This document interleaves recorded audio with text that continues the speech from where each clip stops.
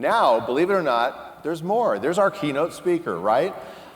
We are thrilled to welcome Assistant Professor in the Department of African American Studies at Princeton University, Ruha Benjamin. Yeah, Dr. Benjamin's made her life mission to touch on important topics like the relationship between innovation and equity, science and citizenship, and health and justice. Dr. Benjamin specializes in science, medicine, biotechnology, race, ethnicity, gender, health, and biopolitics. Cool. As a published author, multifaceted scholar, and social activist, Dr. Benjamin asks important questions like, how can we harness science and technology for greater equality? Please join us in welcoming Dr. Ruha Benjamin. Thank you. Thank you so much for being with us.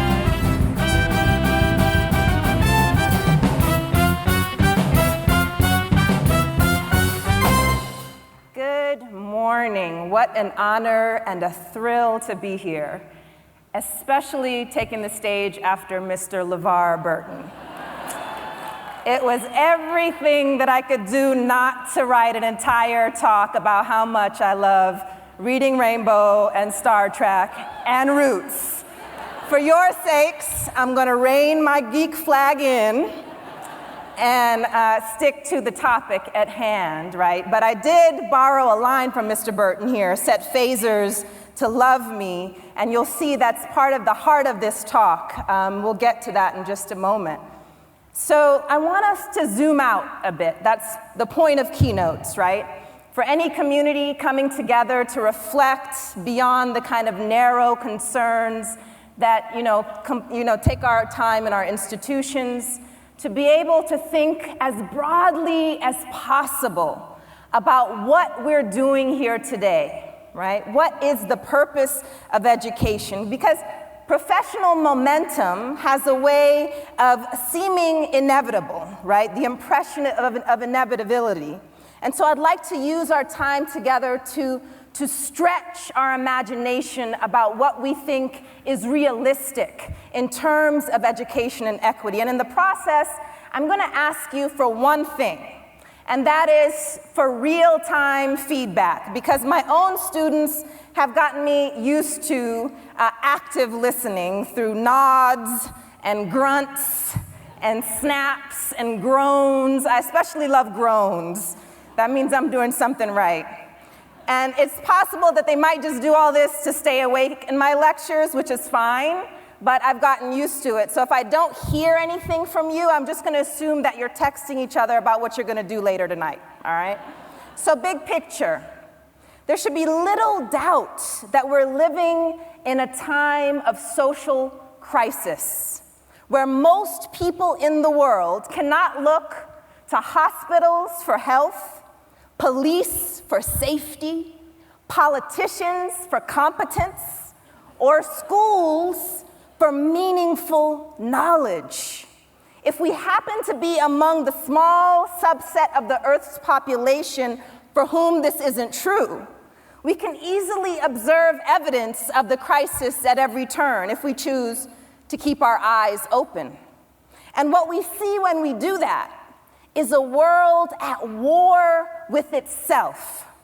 Not just literal battles, of which there are many, but all manner of social struggles over material and symbolic resources in which the naturalized hierarchies between races, genders, classes, and countries are being questioned and confronted, as they should. At the same time, what we observe is that the very idea of a solidaristic society where we care for one another, where we sacrifice for one another, is undermined or deemed unrealistic. This, friends, is a social crisis, the etymology of which is a turning point. In this context, the question for us is, how do we make our schools laboratories of democratic participation rather than sites where inequality is reproduced, where not only is the potential of each individual child realized, but where we are experimenting with technologies of love, of reciprocity, and of justice. Our role as educators, I'm sure you would all agree, is to incubate a better world in the minds and hearts of our students. Let's face it, this potential is great and dangerous. This is one of the reasons why I believe the teaching profession is always under such virulent attack, undermined at every turn in terms of autonomy, respect, and resources. Because teachers, if actually unified and empowered, can change the direction of history. It's not scientific and technological development in and of itself we have to thank. And here I depart a bit from Dr. Kaku. Rather, it's the revolutionary potential of an awakened citizenry that demands more of itself. And this awakening has and will come just as much from poetry as from a petri dish. But because it's harder to profit off of a poem that touches people's souls than a product that touches their pocketbooks, those making decisions about how we invest public resources continue to devalue the arts and humanities to all of our detriment. Schools are places where the next generation either comes alive with possibility or is crushed by the weight of the odds stacked against them. And the fact is, these two processes coexist. Children today live in parallel realities where some are nurtured and others crushed. As we proceed, what I want to suggest to you is that adopting technology without wrestling with this parallel apartheid-like reality ensures that 10, 20, 30 years from now, the gap in educational opportunity and life outcomes will be even wider than today. To do nothing is to choose the default settings of this failing system. And we should acknowledge from the outset that engaging these issues is not for the faint of heart. This is lifelong work with no magic fixes. The badass public scientist Neil deGrasse Tyson recently tweeted, "In science, when human behavior enters the equation, things go non-linear. That's why physics is easy and sociology is hard." I didn't say it. As a sociologist, I appreciate the props, though. And what I want to know from you now is whether you are ready to dig into some of these hard issues. Yes? Yes. Good.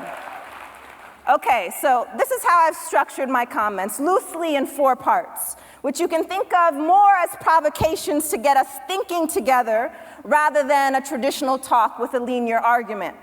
First, I'll briefly share some of the personal and professional stakes that motivate me to think about questions at the nexus of innovation and equity.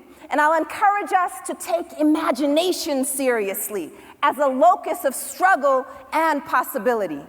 Then I'll discuss my central proposition that when it comes to fostering equity in education, this requires we rethink not only about access to technology, but also about its design. Who gets to participate in imagining and creating the world we collectively inhabit? Third, building on this idea of designing alternatives to the status quo, I'll unpack what it means to prepare our students to either play the game of life or hack the current system, metaphors that can help us to distinguish between personal and collective empowerment, not mutually exclusive.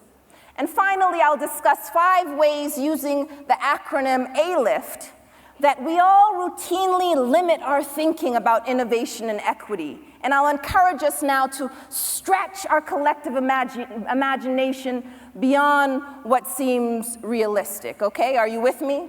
We get together? Okay.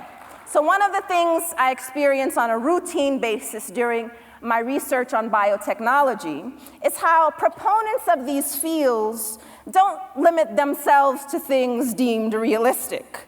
As one journalist reporting on the $3 billion California Stem Cell Initiative put it, imagine cardiac cells beating in a petri dish, being used to form human tissue that might be used to replace damaged heart muscle. Imagine, indeed. Scientific inquiry, it turns out, is situated as much in the realm of imagination as it is in the realm of reason. And you saw that firsthand with Dr. Kaku's talk on Sunday. But let me ask you this.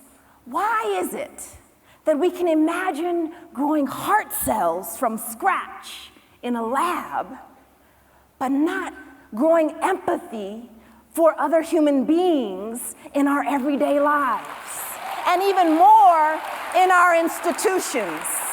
For many people, the idea that we can defy politics as usual and channel human ingenuity toward more egalitarian forms of social organization, that's utterly far-fetched.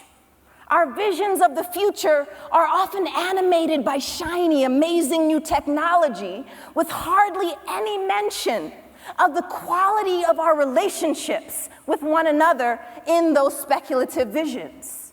Instead, our collective imagination tends to shrink when confronted with entrenched forms of inequality and injustice, when what we need is just as much investment and innovation in our social reality as we pour into transforming our material reality.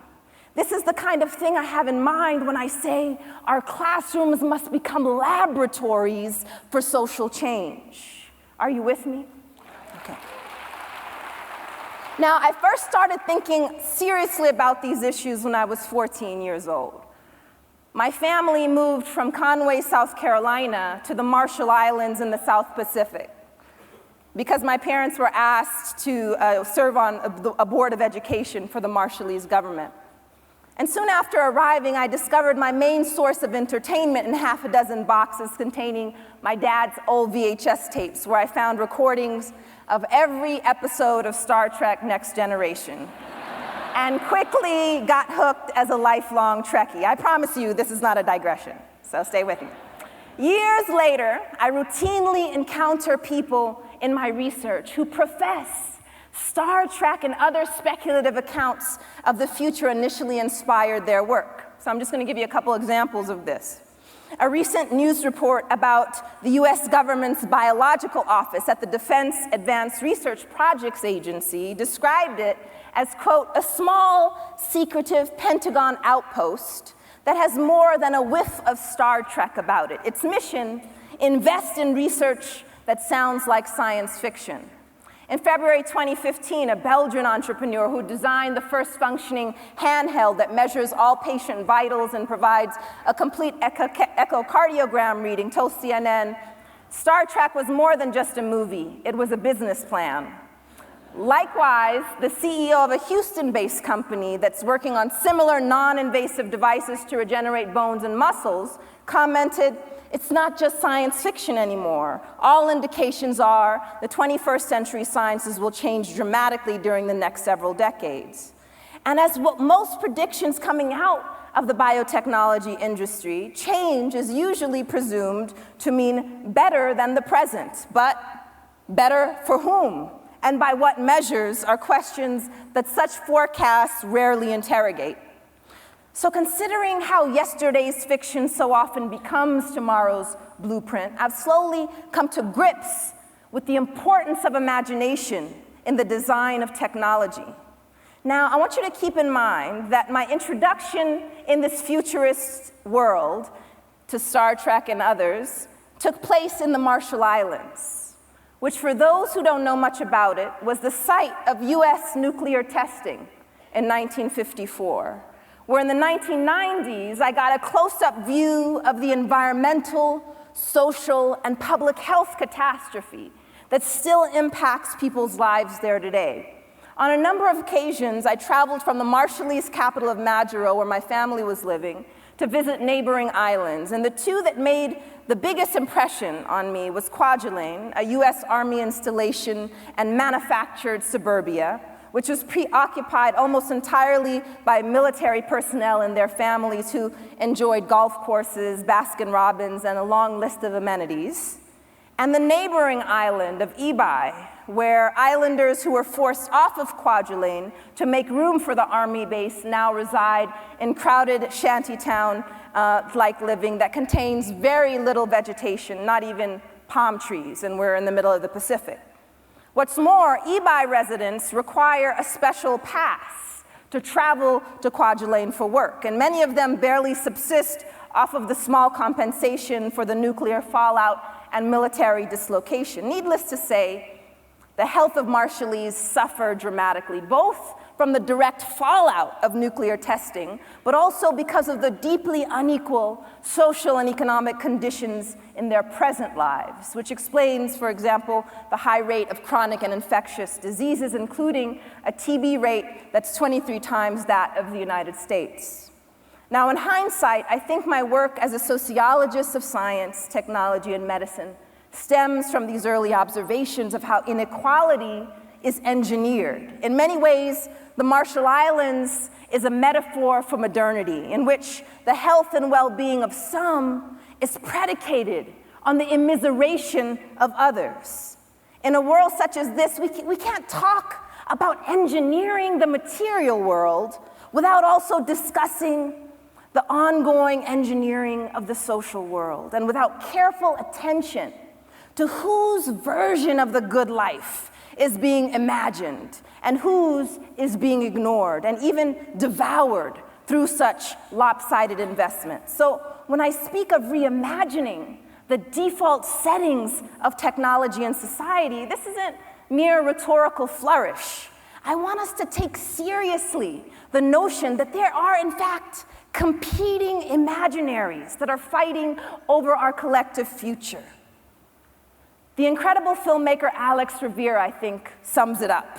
The battle over real power tomorrow begins with the struggle over who gets to dream today, which says to me that we have to wrestle with the unevenness of imagination and educational innovation, recognizing that the power to make our dreams come true, to boldly go where no woman has gone before, is distributed in radically unequal ways. For instance, most of you are familiar with this story, are you not?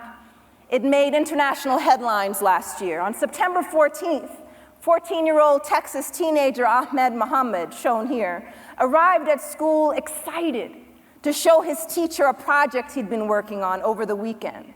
Using a small circuit board, power supply, and digital display, he designed and housed a clock in his pencil case.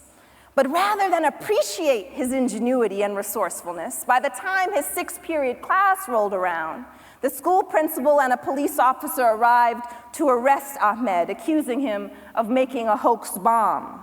He was suspended from school, his fingerprints taken, and was reportedly interrogated by 5 different officers. As many commentators have by now pointed out, it's doubtful that Ahmed would have ever been arrested for his homemade clock if his name were, say, Adam. And while everyone from Mark Zuckerberg to President Obama have expressed support, this story is indicative of a much broader pattern that rarely has such a happy ending. It illustrates that the social and political milieu can either foster or stifle innovation. Islamophobia, in this case, dampening a young inventor's ambitions and ingenuity. When fear and discrimination run amok, as they do in every corner of the world, this doesn't just harm those who are directly targeted, but all of us who are denied the fruits of knowledge that the Ahmeds of the world are eager and ready to share. So let's remember that for most young people, many young people, at least in the US, technology in schools looks more like this, where a certain version of who they are and what they're capable of is embedded in the very architecture of the place that is supposed to nurture their potential. And the kids ain't stupid, y'all. As they are getting in trouble for fighting, they see the politicians who govern their lives glorify wars over resources and ideology. So I think we should stop to ask, where are the zero tolerance policies for Congress?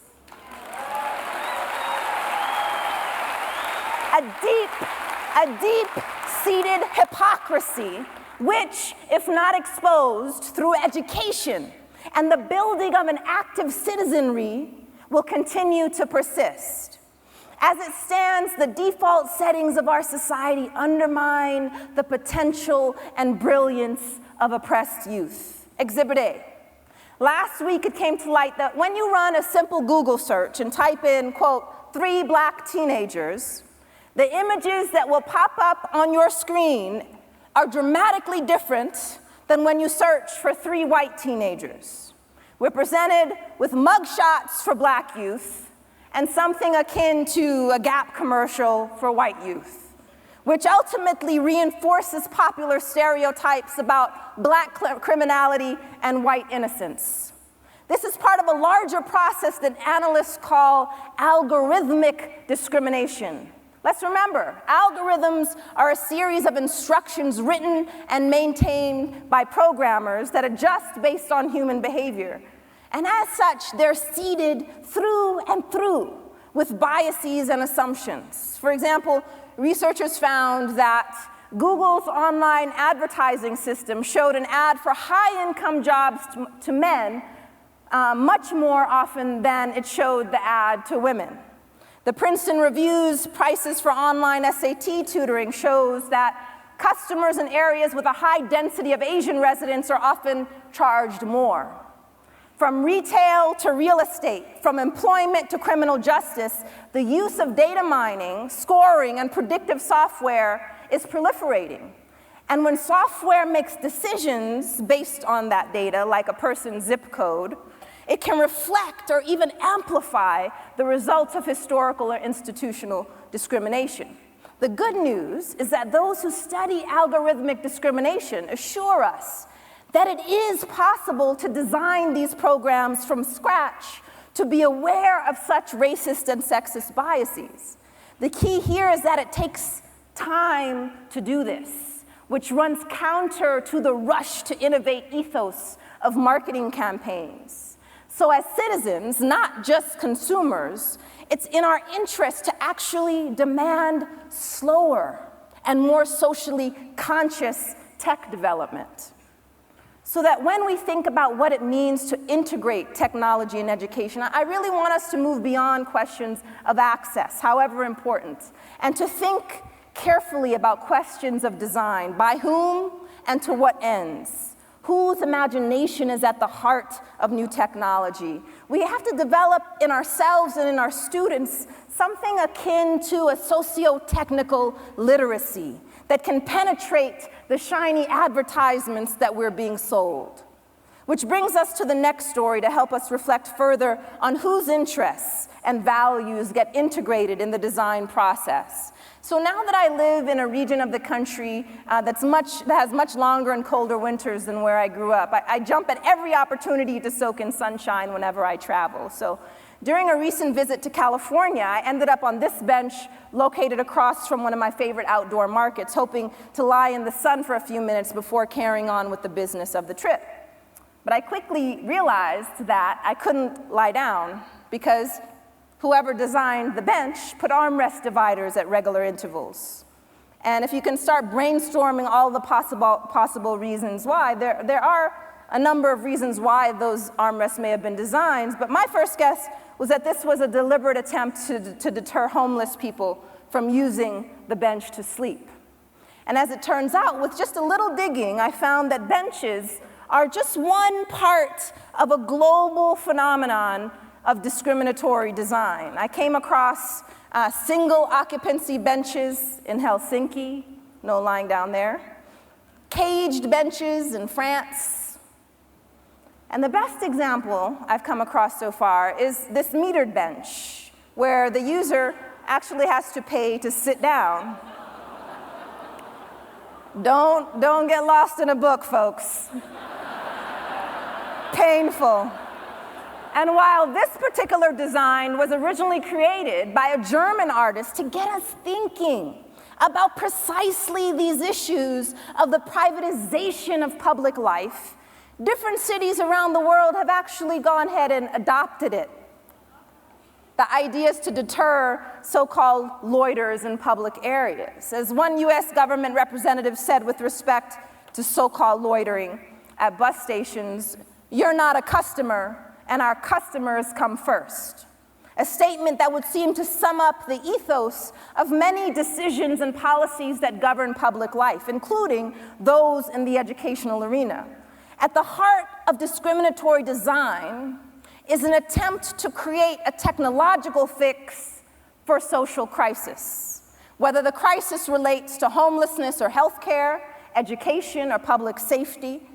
Rather than address the underlying social and economic conditions that produce a problem, we design short-term responses that too often locate the problem inside kinds of people, like the so-called loiterer, or to bring it closer to home, the problem student.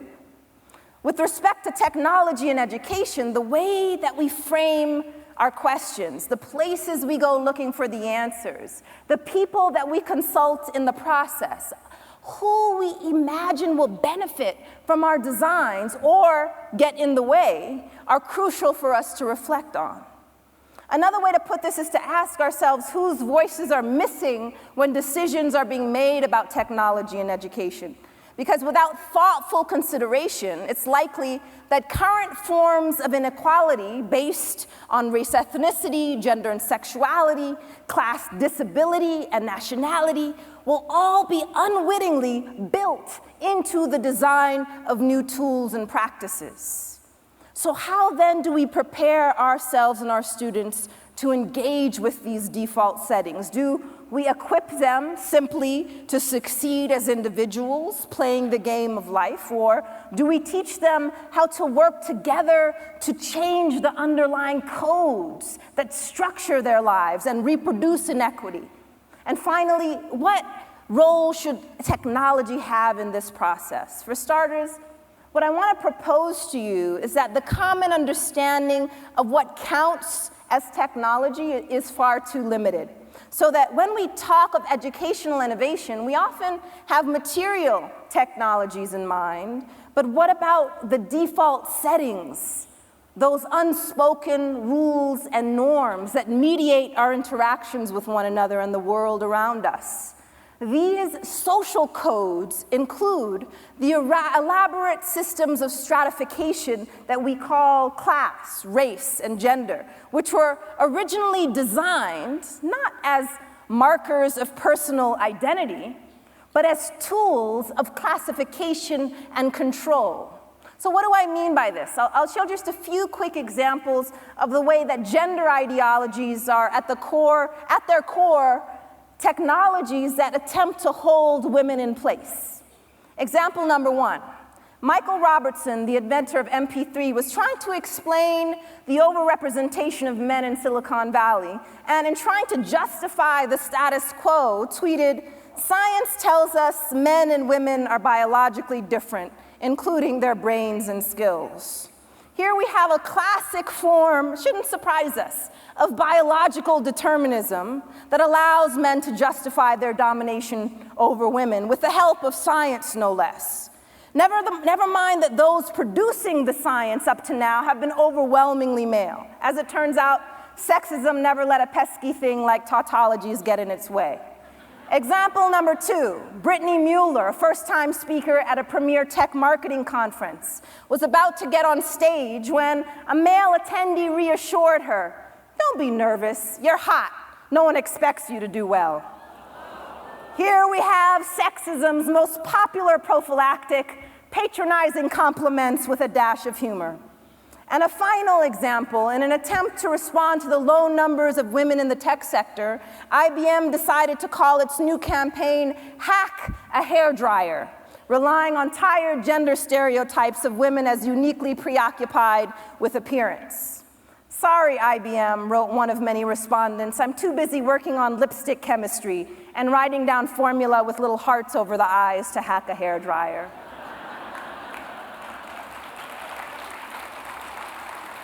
This last example alerts us to the fact that even our purported solutions to counteract inequality may themselves be seeded with sexism. And it's important for us to come to terms with the fact that these are not simply aberrations in an otherwise well-functioning system that we can simply patch up with a good program. Rather, sexism, racism, and class domination are coded in the very operating structure of our society, so that our efforts to imbue new values into this system will require that we work overtime and with as much diligence as those who propagate tools of exclusion and marginalization. As educators, this means we can't simply prepare our students to succeed in the world as it is, playing and winning at the game of life. We have to develop and hone new social technologies that will help transform this status quo. And here I'll give you a sense of what I have in mind. In the social sciences, there's this concept you may be familiar with called code switching. This is a term used to describe something many people do to some degree as we navigate different social and cultural spaces by changing the way we speak and interact to fit in. Social lubrication, we might call it, that we learn to do from a very young age. This code switching is one of many ways in which we, quote, play the game of life, garnering respect and advancing in school and work life that for many of us tends to be predominantly middle-class, white, and masculine settings, all while maintaining connections to community, friends, and family outside of work. But accepting this as just how it is, just what we have to do, the concept of code switching tends to hide something rather crucial, which is that not all codes were created equal, because not all social milieus can exert the same power, rewards, and consequences over those that conform and those that do not. This is what makes the work of Columbia University professor Chris Emdin so relevant to our conversation. His Science Genius program utilizes the power of hip-hop music and culture to introduce youth to the beauty of science. Rather than force the students to turn off what they value when they enter the classroom changes to meet them on their cultural turf. Through this, not only are they valued as whole people for who they are in and outside of school, but now through Emdin's incredible work, we're all learning the many pedagogical principles embedded in hip-hop music and culture, which can actually enhance the work of teachers in a number of different ways.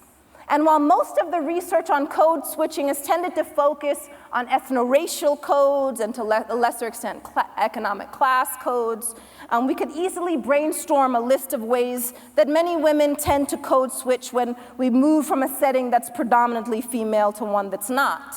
From the change in body language, a decrease in assertiveness, to an increase in apologies. These are all ways girls learn from a young age to perform gender and are penalized for not doing so. The point is that when we move through different social worlds, each with their own unspoken rules of interaction, these are not really parallel universes, but stratified ones. Stratified because judgment and scrutiny of, say, speech and dress and competence are often directed against those who have least power by those who have more, which is why, for example, in our current rape culture, the burden continues to fall on women rather than men to prevent rape. And you'll notice the kind of don't rape me training that we impart is often in terms of telling women to, quote, stop asking for it in coded language, that is, with their dress, speech, and body language. Instead, we should be training men and boys, which I'm particularly invested in as a mother of 2 sons, to stop misreading the codes.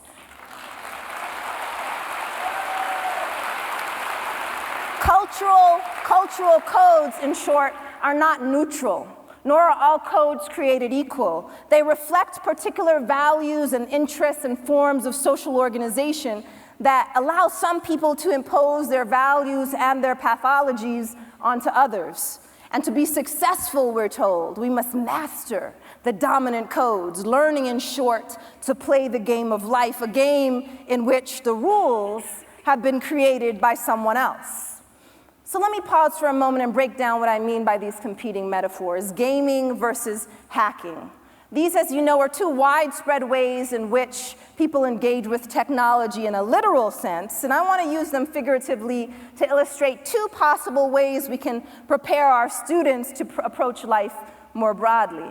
The first mode of engagement, gaming, is typically characterized by recreation, competition, and consumption. That is, we use and we play with, but don't create the technological platforms and social systems that we set out to game. The second mode, hacking, is typically characterized by some degree of mastery, collaboration, and creativity. That is, to hack a system, one needs in-depth understanding of how it works, what are its strengths and weaknesses, and a vision for how to make it better. These insights allow us to potentially subvert the system that we've come to understand and make it do something it wasn't meant to do. This, to me, makes it a potent metaphor for intervening in unjust social systems. Now, keep in mind, there's nothing inherently wrong with the qualities on the left side of your screen: recreation, competition, and consumption. There's a time and place for all 3. But too often, these become the defining features of what it is to live a good life. And in that way, we're confining ourselves to our own needs and wants. And this causes us to forget that good living actually requires more of us: courage, sacrifice, and purpose, most of all. When we begin to rewrite codes rather than simply code switch, we can set out to embed new values and new social relations into the world. Whereas the idea of code switching is about fitting in and leaning in to play a game created by others, what we really need right now is for more people to stretch out the arenas in which we live and work, to become more inclusive and just. And I'm going to share just 2 examples of why this matters so much by referring to the content of video games and blockbuster films.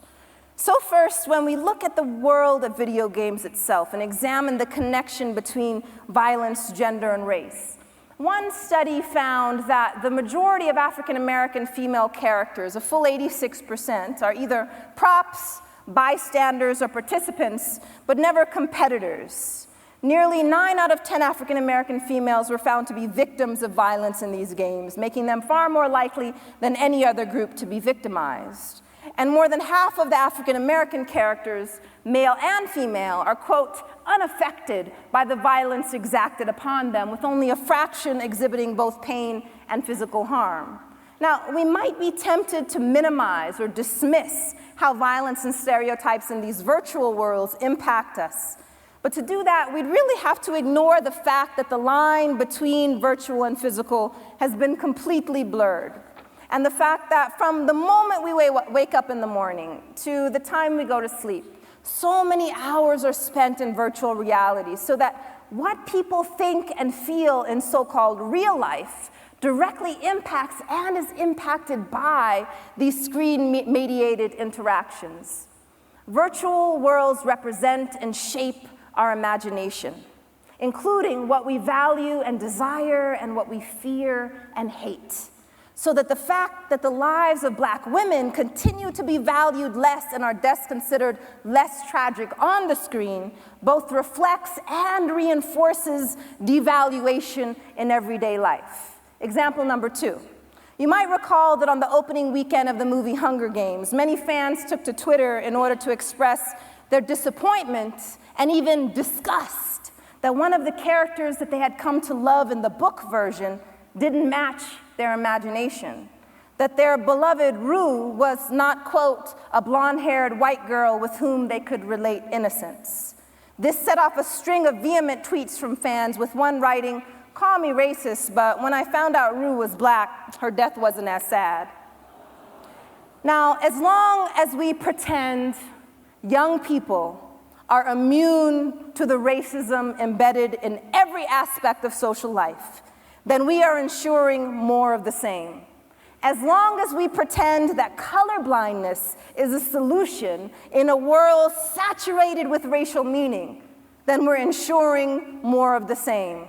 And unless we in this room become proactive in addressing racist messages about human value that persist in and outside of the classroom, then the default setting young people will internalize is that some version of white is good, Black is bad, and everyone else falls along this pole to be true. For all these reasons and more, it's urgent that we not simply empower our students to succeed in the world as it is, but rather begin to imagine and design alternatives to the current system. To do this requires some degree of mastery, that is, understanding how the current social order works. Collaboration, that is, collective action and not simply individual goodwill. Good intentions are not enough. And creativity, that is, making sure that our plans for change are infused with a rigorous imagination so we don't just create a shiny new version of the same old thing. To that end, I want to suggest to you 5 ways that we may consciously or inadvertently restrict our imagination and that of our students when it comes to social change. Naming these missteps is not meant to depress you. I want to suggest it's necessary if we want to do and be better.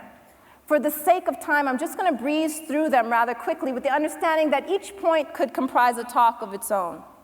So the first way we restrict our imagination of how to engender social change is an ahistorical fallacy, which is this tendency to project forward in time without the temporal corollary, a careful reflection on historical precedents and processes. Too often, our collective imagination thinking with respect to technology, it mirrors the hyperbolic rhetoric of science and marketing campaigns, breakthrough, cutting edge, breathtaking, miraculous, all leading us to overlook continuities as we train our attention on all that appears novel. Some of these historical continuities, I should point out, are no doubt empowering, as with the many ways women of color have contributed to STEM fields. Most of our students don't know that before computers were machines, they were people, and that NASA couldn't have made it to space without its pool of human computers, including mathematician and programmer Annie Easley, pictured here, whose work has influenced everything from solar technology to the Centaur rocket. But some of these patterns are deeply discouraging, and yet we shouldn't shy away from them. Kiara Wilmot, a Florida teenager who was handcuffed, expelled, and sent to a juvenile facility, initially charged for a felony in 2013, all for a science experiment that caused a small explosion in her school.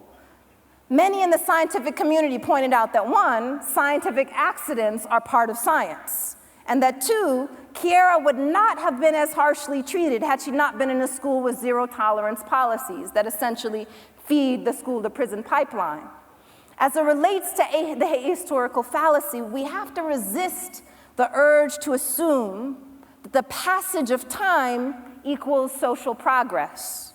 Just because people like Annie Easley have broken barriers, it doesn't mean students like Kiara Wilmot will be able to reach their full potential. In fact, the broken glass of a previous generation may very well turn into the violent shards in the bloody eyes of this generation. And so the only way forward is not to presume we will necessarily move forward without struggling for it.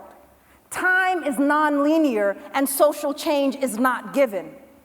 The second way we limit our imagination of how to engender social change is a legalistic fallacy, when we assume that reforming policies and laws is sufficient to shaping the context of science and technology for the greater good.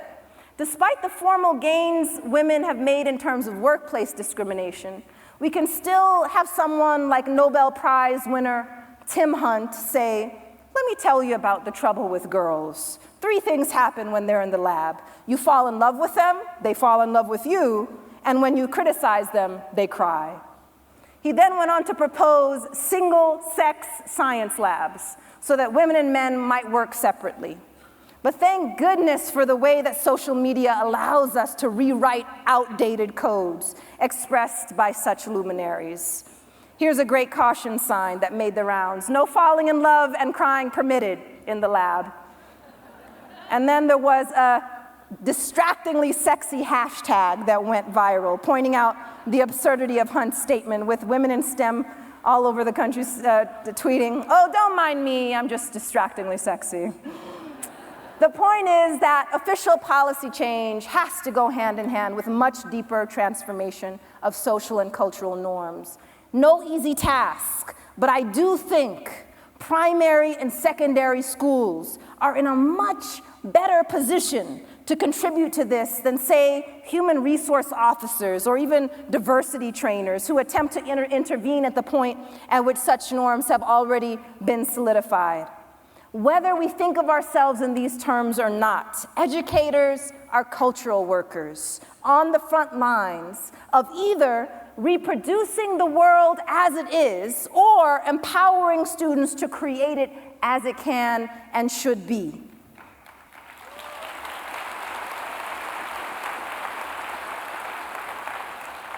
The third way we may inadvertently restrict our imagination when it comes to social change is an individualistic fallacy, when we assume that the world simply reflects individuals' intentions, whether good or bad.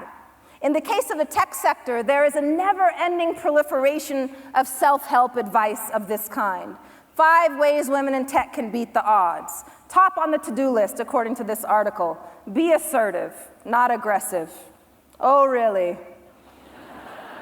We're still pretending that there's a qualitative difference between assertiveness and aggression, rather than recognizing that those in power code behavior that threatens the status quo and their authority as aggressive.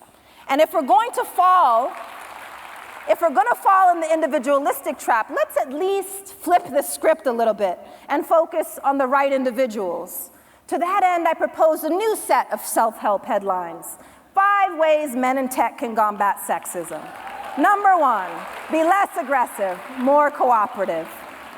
And here I'm only partly joking, because yes, the preoccupation with self-help lists at both ends of the line of power overshadows the great importance of institutional policies and culture to shape people's experiences. Even so, when we do start talking about the responsibility of individuals to address inequality, too often we expect those who are harmed by current arrangements to conform. But rather than grooming people who've been actively kept out of STEM to be less susceptible to discrimination, which it sounds absurd when I say it, but that's the subtext, how about we expect those who currently monopolize power not to implicitly or explicitly discriminate? The fourth way we may inadvertently constrict our ideas of social change is a fixed fallacy about what our measure of progress should be. That in the prior era, the physical inclusion of women and people of color in arenas that up until then had been reserved for white men of a certain class and religion was certainly a step forward, but it should go without saying our aims should evolve. Yes, we should care about numbers, but the content and quality of what happens in STEM fields are vital for us to consider. Along these lines, I'm really inspired by the work of Dr. Natrice Gaskins, who runs a STEAM lab in Boston, where she's not simply training her students shown here to enter the STEM pipeline, but together they are basically fashioning their own pipes to irrigate futures of their own making. What's more, she's contributing to a model of culturally situated education in which students bring their passion and insights to the table. They become creators and not just consumers of ideas and technologies produced by others. In this way, we can imagine alternatives that push past the fixed notions of progress, and in the process cultivate a kind of intellectual agility and creativity in our students. The point is not simply that students need jobs, we know that, but they also need and crave purpose. The fifth and final way we may limit our imagination of how to engender social change is a tokenistic fallacy. This is the assumption that the presence of women and people of color in influential positions is enough evidence of progress. One bright bulb does not an enlightenment make. In fact, what we know from the social sciences is having token individuals in high-profile positions may actually serve as an excuse not to engage in more fundamental transformation, a perpetual placeholder, if you will, which is why organizations such as Black Girls Code are so vital in offering opportunities for young people to gain programming skills. But even the founder of Black Girls Code, Kimberly Bryant, admits this is a drop in the bucket. After all, the goal is much bigger than expanding the gender and race diversity on a company's pie chart. Instead, the point is to give all of those who are routinely coded as less proficient in STEM the chance to become the masters of their technological worlds. These young people are not simply individual players learning to win at the game of life, but are learning to work together to design alternatives to the status quo that will impact us all. So coming full circle and moving to conclusion, I want to end with Ahmed and the many people whose contribution to science, medicine, and technology are stifled, ignored, and shut down. The clock is ticking. Thinking from the margins with those who've been historically harmed and pathologized in the name of progress forces us to remain vigilant about the ways that technology can actually increase social divides, and the need for us to put structures in place for individuals to be granted more agency and room to participate is vital. With that, I have one final thought taken from the Baha'i writings, which serves as a center of gravity because it reminds me what stands at the heart of this endeavor we call education. Children are the most precious treasure a community can possess, for in them are the promise and guarantee of the future. They bear the seeds of the character of future society, which is largely shaped by what the adults constituting the community do or fail to do with respect to children. They are a trust no community can neglect with impunity. An all-embracing love of children, the manner of treating them, the quality of attention shown them, the spirit of adult behavior towards them. These are all among the vital aspects of the requisite attitude.